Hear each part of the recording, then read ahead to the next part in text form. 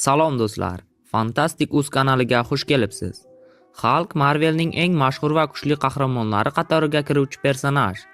U haqidagi filmlarni bir nechta aktyorlar o'ynagan bo'lsa-da, barchasi Hulk personajini o'ynagan. Bugungi videoda esa barcha filmlardagi 10 ta eng kuchli janglarini ko'rib chiqamiz. Videoni boshlashdan oldin siz Hulkning nechta janglarini bilishingizni kommentariyada yozib qoldiring. Qani unda boshlaymiz.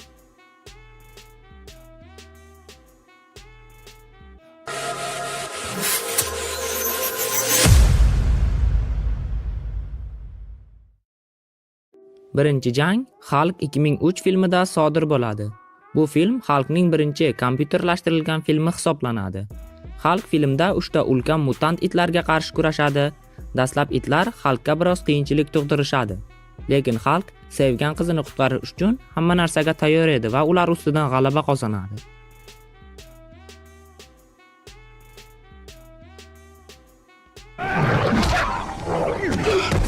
Ikkinchi jang Hulkning yana bir boshqa filmi Hulk 2008 filmida sodir bo'ladi. Bu jangda Hulk general Russo boshchiligidagi AQSh armiyasiga qarshi kurashadi.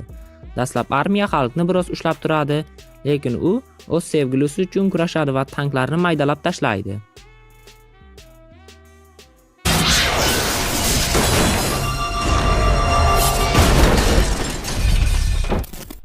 Uchinchi ulkan jang ham shu filmda sodir bo'ladi. Unda Hulk maxluqqa qarshi kurashadi. Ikkita fizik moddalardan paydo bo'lgan maxluqlar bir-birlariga qarshi jang olib borishadi. Jang juda shiddatli kechadi va qahramonimiz Hulk g'alabasi bilan tugaydi.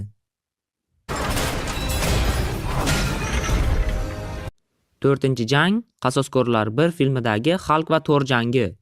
Hulk hech kimni tanimay barcha narsani vayron qilayotganda, Thor uni tinchlantirish uchun yetib keladi. Thor o'z quroli Mjolnirni olgandan so'ng Hulkning ishi qiyinlashadi. O'sha filmda Hulk Mjolnirga munosib emasligini bilib oldik. Ushbu jangda hech kim g'alaba qozonmaydi, lekin juda ajoyib kechgan. 5-jang ham o'sha filmda Hulk va Loki o'rtasida bo'lib o'tadi. Loki o'zini juda ustun qo'yib, Hulkga buyruq bermoqchi bo'ladi. Lekin Hulk bu yerda kim xo'jayin ekanligini ko'rsatib qo'yadi va Lokining rosa adamini beradi. Bo'ldi bas! Jirkanch maxluq! Men xudoman, tushundingmi nodon? Va bunga boshqa chidab tura olmayman. Qochoqsan.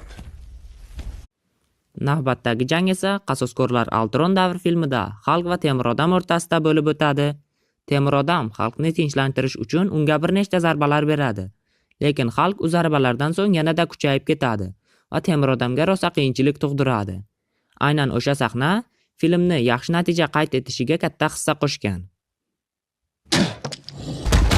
Вырубайся!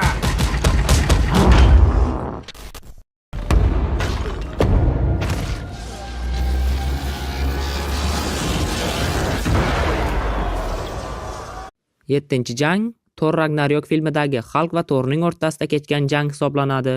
Bu jang ikkisining kino olamidagi ikkinchi jangi bo'lib, ular doimiy raqiblar hisoblanishadi. Bu safar Thorga quroli yordam bera olmaydi. Hulk qurolsiz Thorni yenga oladi, lekin Thor chaqmoq yordamida uni uchirib yuboradi. Hulkga faqatgina Grandmasterning elektroshokeri yordam bera oladi.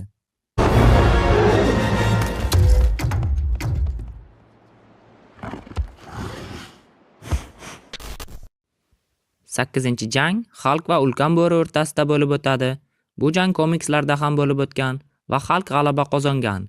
Jang Asgardda bo'lib o'tadi va Hulk g'alabasi bilan tugaydi. Mana buni Hulk desa bo'ladi.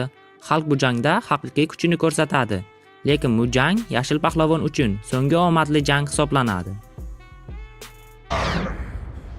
Chort. 9-jang Hulk Surtur. Surtur Asgardni yo'q qilayotgan payt Hulk unga hujum qiladi. Surtur esa uni uloqtirib yuboradi. Qizig'i shuki, bo'yi 2 metr keladigan Hulk taqriban 300 metr keladigan yovuzga qarshi turgan va undan zarracha ham qo'rqmagan.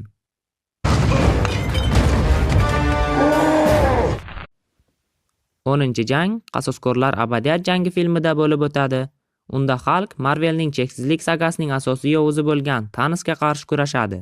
Dastlab xalq kutilmaganda hujum qilib, uni shoshiltirib qo'yadi. Lekin Thanos o'ziga kelib, xalqni rosa adabini beradi. Thanos kuch toshdan foydalanishi mumkin edi, lekin u o'z kuchiga tayanadi va bu jangda g'olib bo'ladi. So'nggi omadsiz janglar unga juda qattiq ta'sir qiladi. Bu jang uning oxirgi buyuk jangi edi. Shundan so'ng xalqqa nima bo'lganini o'zingiz yaxshi bilasiz. Cosa caprese. Давай, давай, давай. Bugungi video shulardan iborat edi. Sizga xalqning qaysi jangi yoqdi va uni yana nechta jangini bilasiz? Albatta kommentariyada yozib qoldiring. Video yoqqan bo'lsa albatta like bosing va shunga o'xshash qiziqarli va ajoyib videolarni o'tkazib yubormaslik uchun kanalga obuna bo'lib qo'ng'iroqcha tugmasini yoqib qo'ying. Hozircha esa xayr, salomat bo'ling.